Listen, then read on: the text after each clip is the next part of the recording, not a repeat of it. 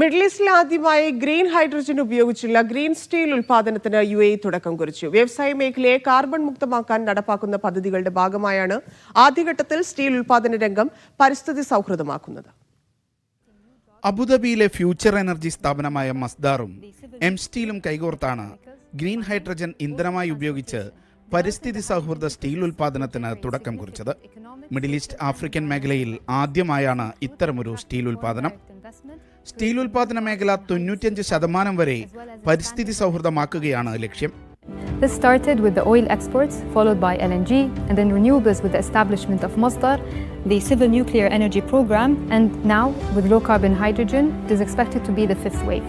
And the UAE has already set a target to become a leading producer of low carbon hydrogen. Steel ഉൽപാദനത്തിന്റെ പ്രധാന ഘട്ടമായ ഇരുമ്പയിരിൽ നിന്ന് ഇരുമ്പ് വേർതിരിക്കാനാണ് green hydrogen ഉപയോഗിക്കുക. ഇതിന് ആവശ്യമായി വരുന്ന പരിസ്ഥിതി സൗഹൃദ ഹൈഡ്രജൻ മസ്ദാർ എം സ്റ്റീലിന് ലഭ്യമാക്കും. 2050 കാർബൺ വികിരണമില്ലാത്ത നെറ്റ് സീറോ അന്തരീക്ഷമെന്ന UAEയുടെ ലക്ഷ്യം കൈവരിക്കാനുള്ള പദ്ധതികളുടെ ഭാഗമാണിത്. Media 1 Abu Dhabi.